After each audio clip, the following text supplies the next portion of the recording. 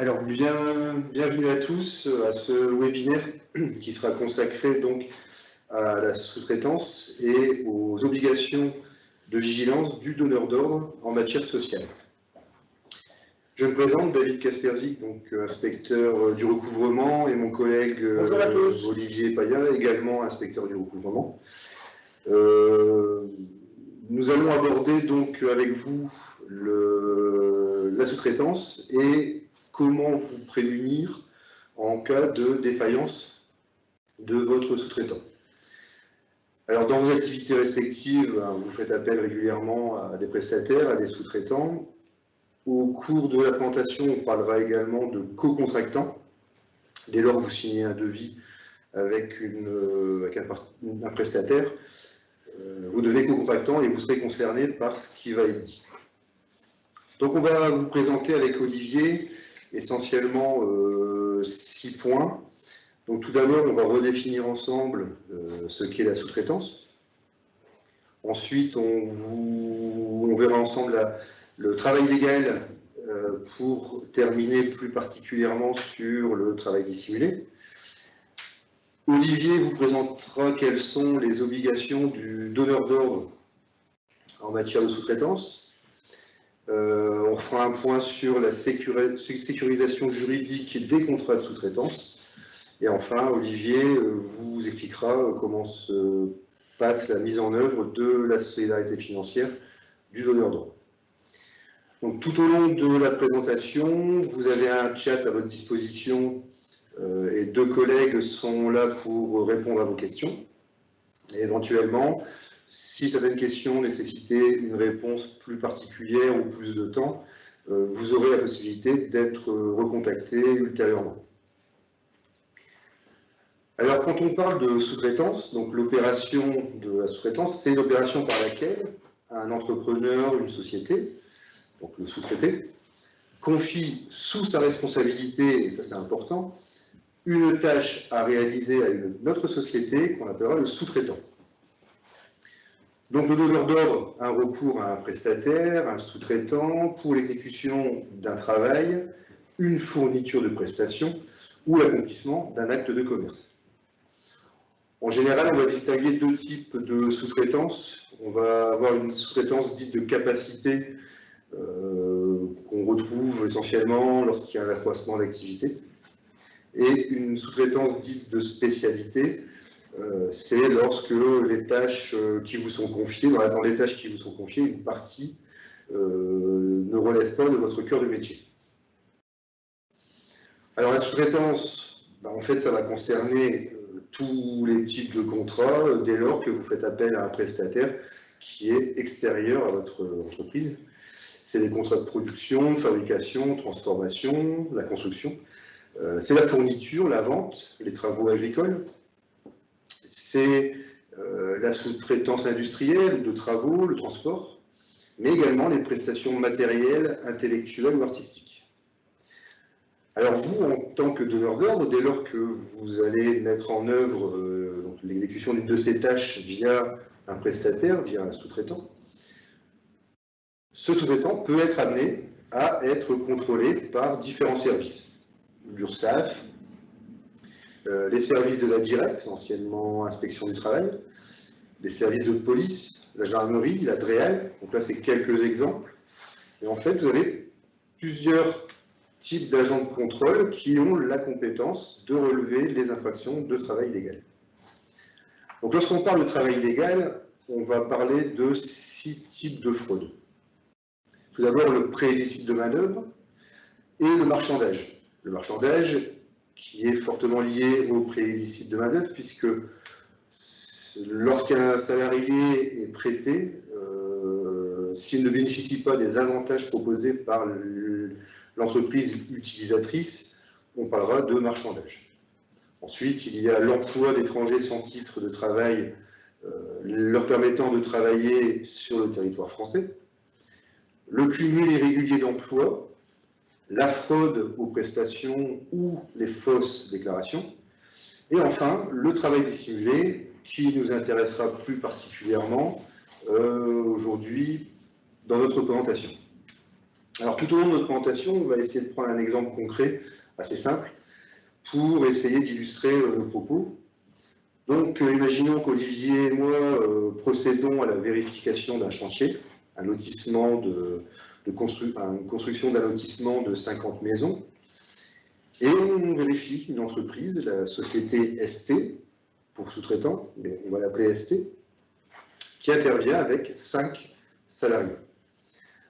Sur place, à l'aide de nos équipements informatiques, on va faire une première vérification concernant ces 5 salariés, et on s'aperçoit que l'un d'eux n'a pas fait l'objet d'une déclaration préalable à l'embauche, alors que celui-ci nous indique être employé depuis plus de 3 mois. Donc nous sommes donc dans une situation, une suspicion de travail dissimulé. Alors, le travail dissimulé, qu'est-ce que c'est? On va avoir 2 typologies de travail dissimulé. Tout d'abord, la dissimulation totale ou partielle d'activité. Donc c'est l'absence d'immatriculation auprès de la Chambre du commerce et des sociétés, mais également auprès de la Chambre des métiers. C'est la poursuite d'une activité après radiation ou après un refus d'immatriculation. C'est l'absence de déclaration auprès des organismes de protection sociale ou de l'administration fiscale. La non-déclaration d'une partie du chiffre d'affaires ou des revenus en fonction de votre statut. Et enfin, pour les sociétés étrangères, c'est l'absence d'immatriculation en France pour les entreprises étrangères ayant une activité habituelle, stable et continue sur le territoire français.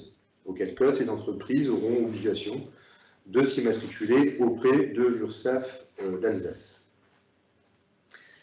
Ensuite, nous avons la dissimulation totale ou partielle d'emploi salarié. C'est le fait de se soustraire intentionnellement à l'accomplissement d'une de ces formalités qui ne sont pas cumulatives. L'absence de la déclaration préalable à l'embauche, qui, je rappelle, doit être faite dans les 8 jours précédant le début d'activité du salarié, la délivrance du bulletin de paie, la déclaration des salaires ou des cotisations sociales auprès des organismes de recouvrement ou de l'administration fiscale, et enfin, mentionner sur un bulletin de paie un nombre d'heures inférieur à celui qui a réellement été effectué par le salarié, dès lors qu'aucune convention ni aucun accord collectif d'aménagement du temps de travail n'a été signé. Donc on va revenir sur notre exemple. Avec Olivier, on a procédé à cette vérification d'une entreprise pour laquelle nous avions une suspicion de travail dissimulé par dissimulation d'emploi salarié par rapport à ce qu'on vient de vous expliquer. De retour dans les services, nous constatons que l'entreprise n'a pas déclaré ce salarié sur les déclarations sociales nominatives. On va donc inviter l'entreprise qui a été contrôlée, société ST, à nous produire les éléments concernant l'emploi de ce salarié. Et pour faire simple, à la fin de nos investigations, la société ST reconnaît avoir employé ce salarié sans l'intention de le déclarer. L'infraction de travail dissimulé par dissimulation d'emploi salarié est donc caractérisée. Alors qu'est-ce que ça va impliquer? Ça va impliquer 2 choses. Donc, les inspecteurs du recouvrement, l'URSSAF, vont d'abord mettre en œuvre, engager une procédure pénale à l'encontre de la société ST. Un procès verbal sera rédigé et envoyé au procureur de la République.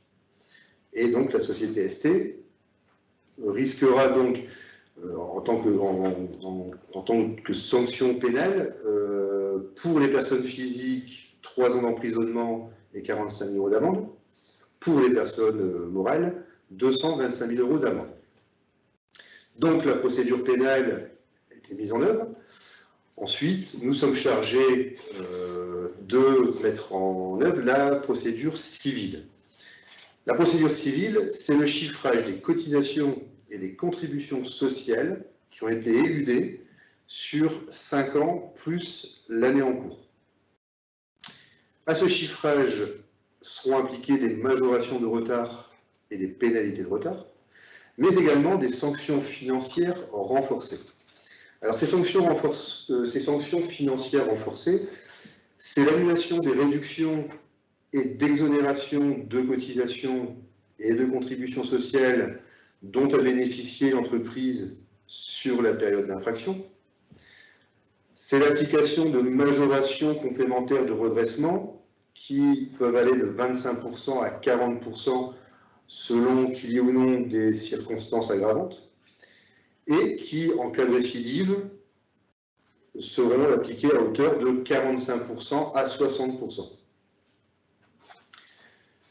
Donc, dans notre exemple, le procès-verbal donc relevant le délit de travail dissimulé par dissimulation d'emploi salarié à l'encontre de la société ST a été rédigé et envoyé au procureur de la République. Au cours de nos investigations, nous apprenons également que la société ST intervenait sur le chantier en qualité de sous-traitant pour un donneur d'ordre qu'on appellera la société DO. Donc le DO est le donneur d'ordre de la société ST. Donc là, Olivier va vous expliquer quelles auraient dû être ou quelles ont été les obligations de la société DO vis-à-vis de son sous-traitant. Merci David pour cette présentation complète. Donc, en effet, vous signez un contrat avec un tiers. Vous devez donc prendre des précautions. Les précautions, elles vont concerner tous les contrats supérieurs à 5 000 € hors taxe, à la conclusion, puis tous les 6 mois jusqu'à la fin de l'exécution.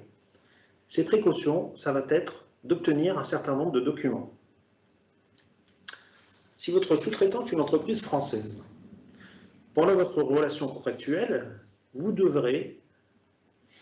devra vous justifier de son immatriculation. Donc c'est un extrait CABIS ou un extrait du répertoire des métiers. Et il devra fournir à son donneur d'ordre une attestation de fourniture des déclarations sociales et du paiement des cotisations. C'est la fameuse attestation de vigilance. Si le sous-traitant est une entreprise étrangère, le donneur d'ordre devra obtenir un document qui mentionne le numéro individuel d'identification, c'est l'équivalent du CABIS. Il devra également obtenir un document de fourniture des déclarations et de cotisations sociales, c'est l'attestation. Éventuellement, obtenir un numéro de TVA intracommunautaire. Et si la situation se produit, se confirme, un certificat de détachement pour les salariés intervenant en France. Donc, vous l'aurez compris, du moins je l'espère, l'attestation de vigilance est le document le plus important. Le sous-traitant va pouvoir l'obtenir par l'URSSAF sous condition d'avoir payé ses charges, bien évidemment, ou, situation exceptionnelle, avoir un délai de paiement ou avoir un recours contentieux.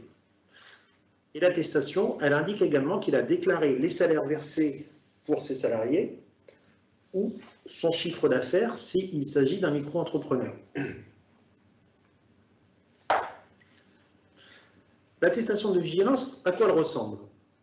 Donc, voici une attestation qui s'affiche à l'écran. Le recto présent identifie l'entreprise et j'attire tout de suite votre attention sur la présence du code de sécurité. David va vous expliquer son rôle. Le verso reprend le nombre de salariés qui a été déclaré se rapportant à la dernière période et également le montant des salaires. Pour le travailleur indépendant ou le micro-entrepreneur, les informations au recto sont identiques, l'identification, le code de sécurité, et au verso, vous aurez le montant du chiffre d'affaires déclaré et évidemment s'il est à jour de ses déclarations et cotisations. Donc, pour obtenir cette attestation, si les conditions de délivrance sont remplies, bien évidemment, le sous-traitant va pouvoir se rendre sur son espace sécurisé, donc soit ursaf.fr, soit netreentreprise.fr. Donc, nous avons remis la procédure si éventuellement vous ne seriez pas adhérent au service en ligne. Vous avez obtenu votre document, l'extrait CABIS et une ou plusieurs attestations. Vous avez déjà rempli une partie de votre contrat, de votre devoir. Par contre, ça ne suffit pas. David va vous expliquer maintenant que faire avec l'attestation de vigilance. C'est la sécurisation juridique de vos contrats. Donc, comme vous l'expliquait Olivier, pour tout contrat supérieur à 5 000 € hors taxe, alors je fais une parenthèse parce que des questions nous avaient été posées concernant les micro-entrepreneurs, ou auto-entrepreneurs anciennement, qui ne sont pas soumis par principe, qui ne sont pas redevables de la TVA.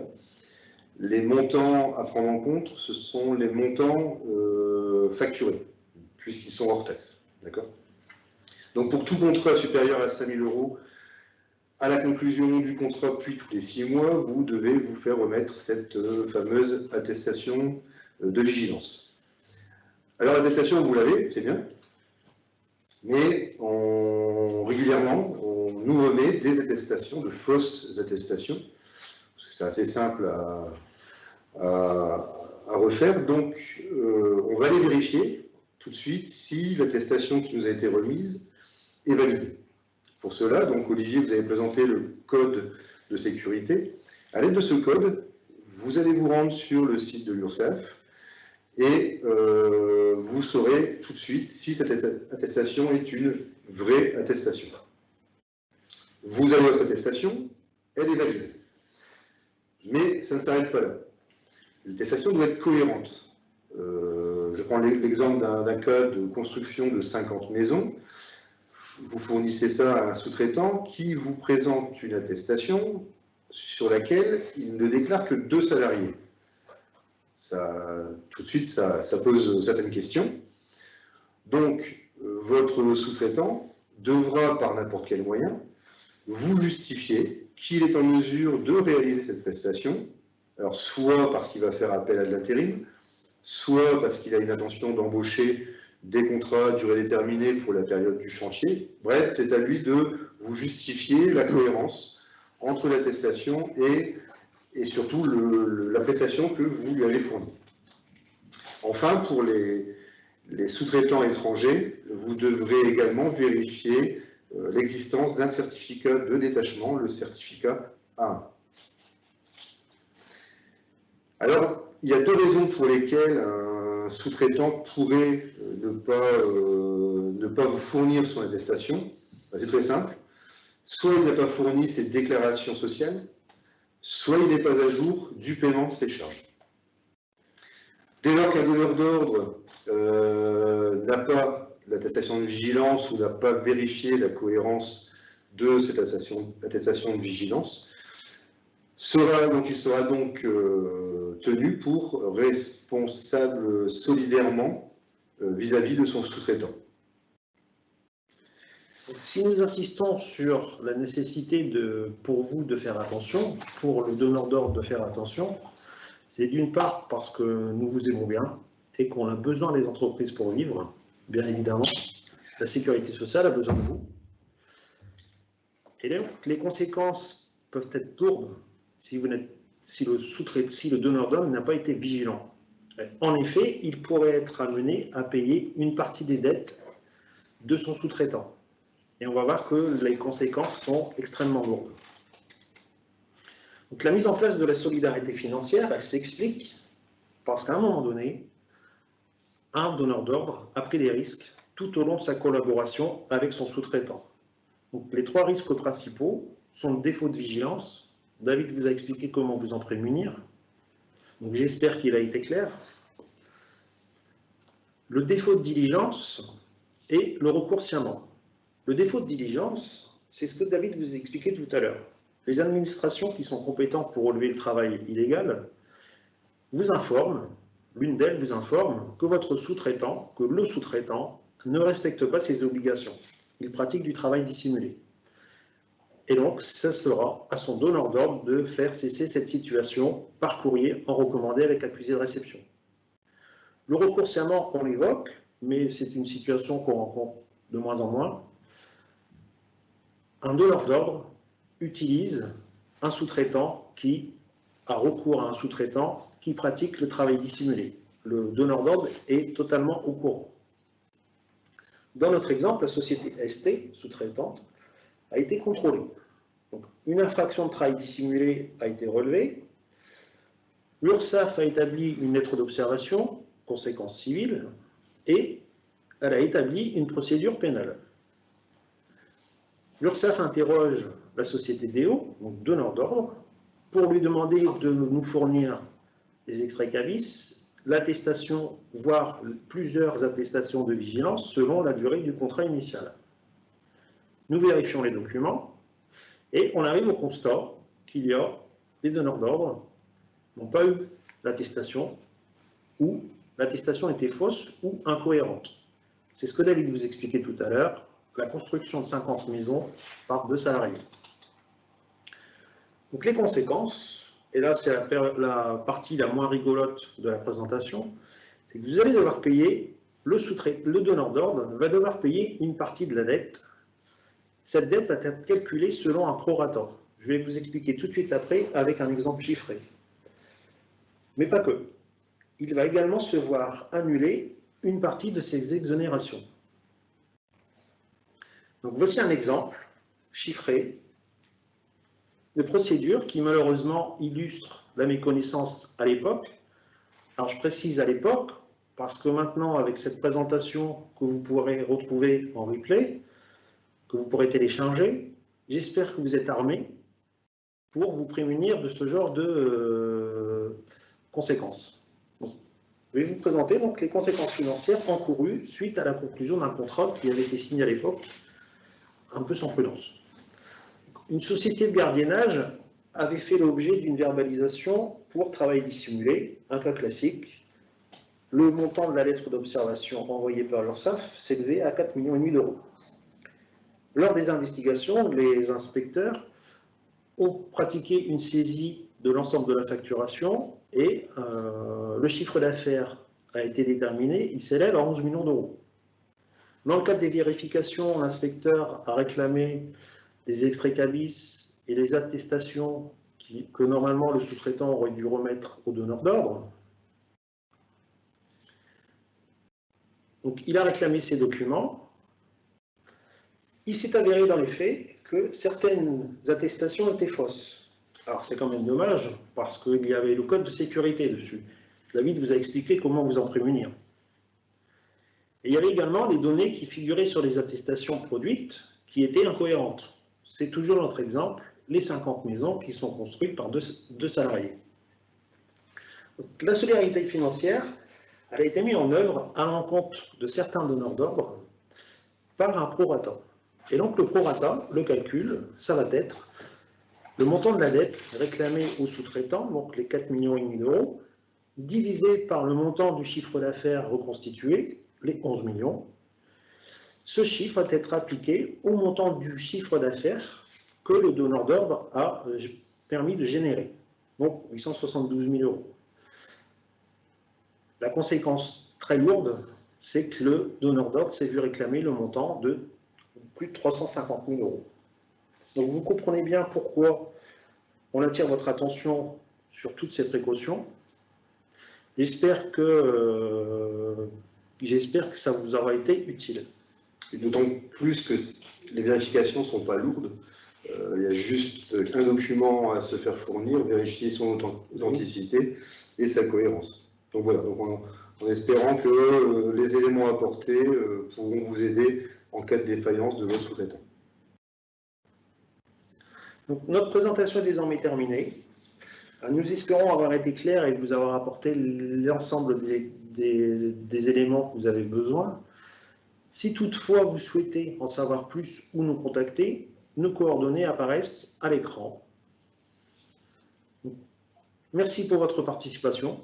Pour rappel, vous recevrez le lien vers le replay avec ce support de présentation complété des questions-réponses. À bientôt pour un prochain webinaire.